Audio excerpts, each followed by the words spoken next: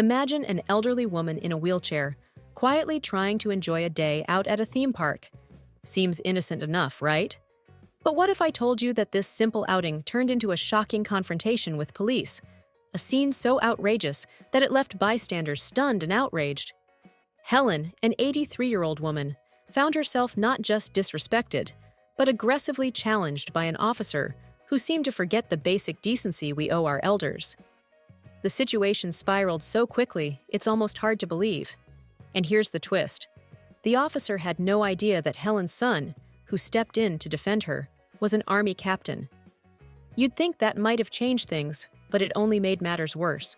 What unfolded next is the kind of event that makes you question everything about authority, respect, and how easily power can be abused. Could this happen to anyone? Is this a sign of something bigger, a system-wide problem? Stay with me, because this story goes beyond just one incident. It's about the fight for justice that followed and the movement it sparked.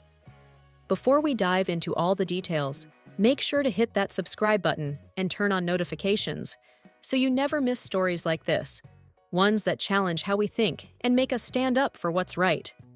You won't want to miss the next update on this powerful story. It was supposed to be a simple day at the theme park for Helen, 83 years old, excited to enjoy the accessible areas that had been promoted as welcoming for people like her. However, the day quickly took a turn when she approached the entrance to one of these zones, her wheelchair softly rolling over the paved pathway. Security stood firm, their faces hard, eyes full of suspicion. "I need access to the disabled section," Helen spoke calmly, holding up her medical papers as proof. But the response she received was less than welcoming. "How do we know you really need that chair?" one guard muttered, crossing his arms. Can you imagine how that would feel? To be challenged in such a vulnerable state, just wanting to enjoy a day like anyone else? The disbelief of the security personnel stung, but it wasn't just that. It was the way they looked at her, the unspoken accusation that she was somehow pretending, faking her need. Helen's hands trembled as she tried to explain again, showing her documents. The skepticism was obvious. No amount of paper or reasoning seemed enough. "This is ridiculous," one of the guards finally said. "We'll have to call the police." Just imagine, you're sitting there, feeling powerless in a chair you depend on, while the people supposed to help you are the ones making you feel small. The crowd passing by barely noticed. Or maybe they just didn't want to get involved. As she waited for the officers to arrive, Helen couldn't help but think about how different things were when she was younger. There was a time when people respected the elderly, didn't question their needs, didn't treat them like they were invisible. Now, it was as if her age, her disability, had made her invisible in a new way.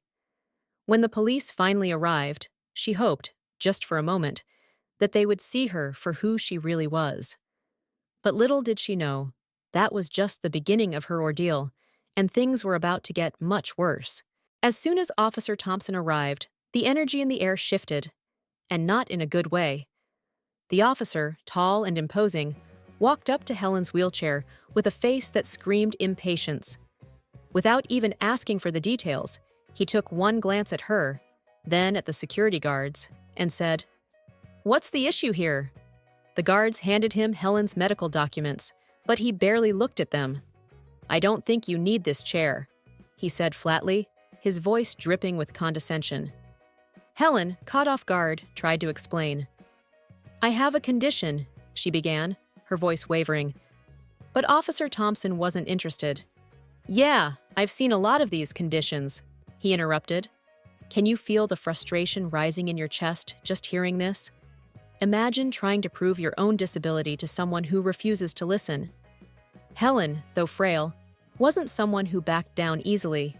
She looked up at him, her voice firm this time. "I've been in this chair for years. I'm not faking this." But Officer Thompson wasn't having it. "You can stand, right? Just stand up and we'll clear this up."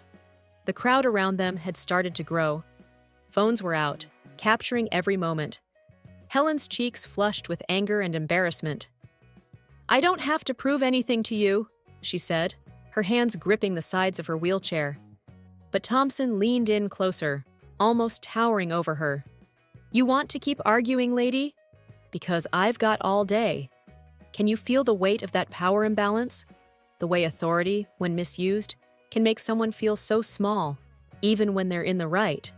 At this point, it was clear the situation was spiraling out of control. People in the crowd were starting to murmur, and Helen could feel the eyes on her, judging, wondering what she had done wrong to deserve this kind of treatment.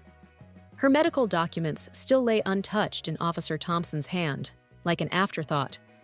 And yet, the escalation continued, each word from Thompson laced with more aggression than the last. "We can do this the easy way or the hard way," he threatened, as if Helen was some kind of criminal. But as the tension built, something else was happening. A movement in the crowd, a figure stepping forward, someone who would soon change everything. Just when it seemed like things couldn't get worse, a voice cut through the crowd. "That's enough!" Michael, Helen's son, stepped forward, his jaw clenched, his presence immediately commanding attention. Dressed in civilian clothes, he wasn't just any man in the crowd. Michael was a captain in the army, and as he pushed through the gathering onlookers, his military bearing became obvious. He reached his mother's side, placing a protective hand on her wheelchair. "What's going on here?"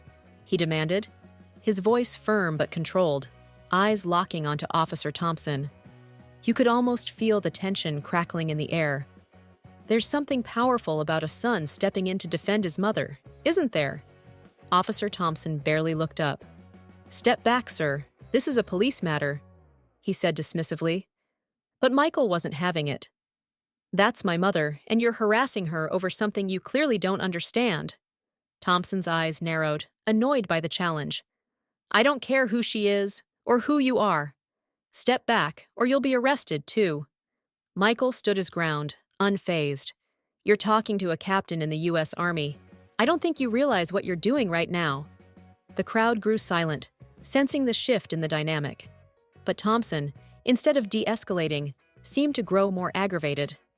His eyes flickered with a mix of frustration and arrogance, the kind that comes from someone unused to being questioned. "You think I care about your rank?" Thompson spat. "This isn't the army. You don't get to throw your weight around here." Michael took a deep breath, visibly trying to stay calm. "I'm not throwing my weight around. I'm asking you to treat my mother with the respect she deserves. She has medical documents that you've refused to even look at. She's in a wheelchair for a reason."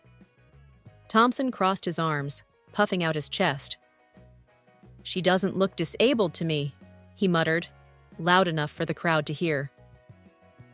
There was a ripple of gasps from the bystanders, some of them clearly disturbed by the officer's behavior. Michael clenched his fists, visibly holding himself back. The air was thick with tension, the kind that makes you feel like something big is about to happen. And it was. As the confrontation between Officer Thompson and Michael escalated, the murmurs of the crowd grew louder. More and more people raised their phones, recording the scene from every angle. In today's world, a few clicks can turn a local incident into a national headline, and this was shaping up to be one of those moments. People whispered to each other, shocked by the way the situation was unfolding. "Can you believe this? Look how he's treating that old woman!" one onlooker exclaimed. The sheer absurdity of seeing an elderly woman in a wheelchair, clearly struggling with a health condition, being harassed like this was enough to ignite a wave of anger and disbelief. But the power of those recordings? That was about to change everything. Michael, still trying to de-escalate the situation, looked around at the crowd. "You see this? This is how they treat my mother, a disabled woman, a veteran's mother." His voice carried, reaching the ears of not just the officers, but the gathering crowd, stirring the growing discontent. People began to shout in support. "Let her go!" "This is ridiculous!" came the voices from all directions. And as more phones went up, it became clear that this moment was not staying confined to just a few witnesses.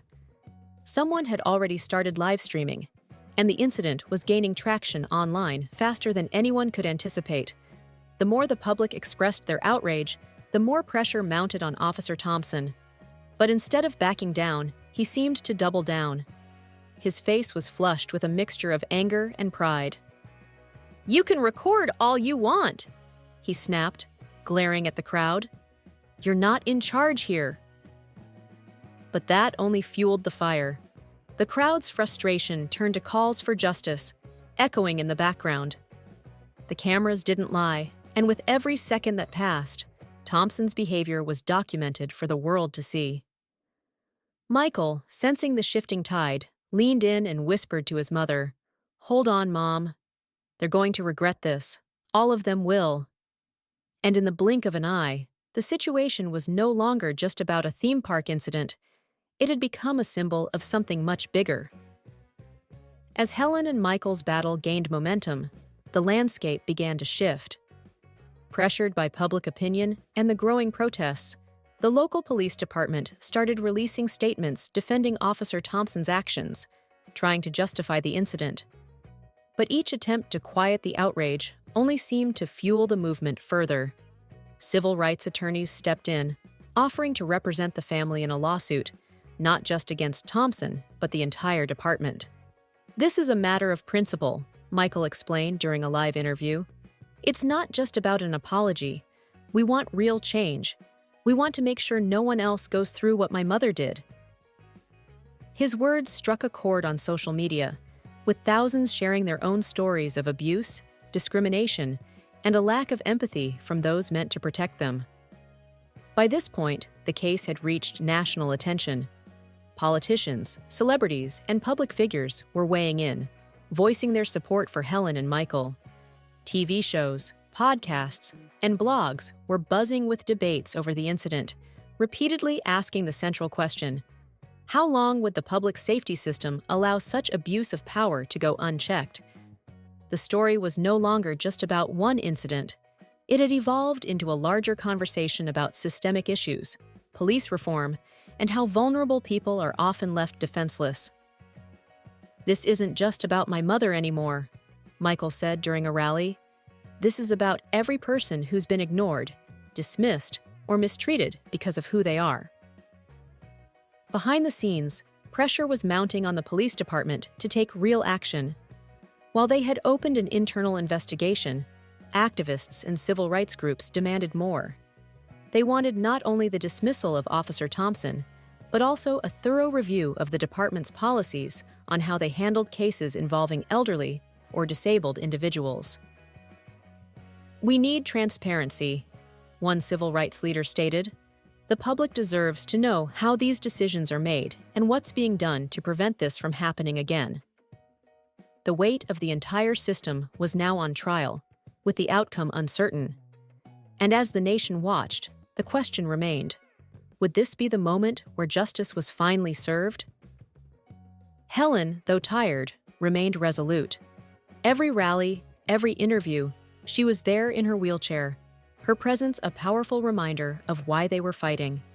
"I never thought I'd be a part of something like this," she said softly during one appearance. "But if my story can make a difference for someone else, then it's all worth it." Her words struck deep, leaving many in the crowd teary-eyed, moved by her courage. The struggle for justice was far from over, but one thing was clear: Helen and Michael's fight had already inspired a nation to stand up and demand change. And in that moment, it felt like victory was just within reach, but the real test was still to come. As we reflect on Helen and Michael's story, it becomes clear that this wasn't just an isolated incident. It was a wake-up call. How many times have we seen people in positions of power mistreat those who are vulnerable, all while thinking there will be no consequences? This story reminds us of the importance of standing up for ourselves and others, no matter the obstacles. But it also raises some important questions. How do we ensure that those in authority are held accountable for their actions? And how can we, as a society, work together to make sure that respect and fairness are extended to everyone, regardless of age, ability, or status? Helen and Michael's fight for justice didn't just stop at the theme park. It became a symbol for something much bigger, an example of how we can create change when we refuse to stay silent. But the fight doesn't end here. What do you think? Have you ever witnessed or experienced something similar? Share your thoughts in the comments below, and let's keep this conversation going. Also, if you want to continue learning about stories like this, stories that push us to think about fairness, justice, and our role in standing up for what's right, make sure to subscribe to the channel and hit the notification bell. There's so much more to come, and you don't want to miss it. Stay tuned for our next video. It's one you won't want to miss.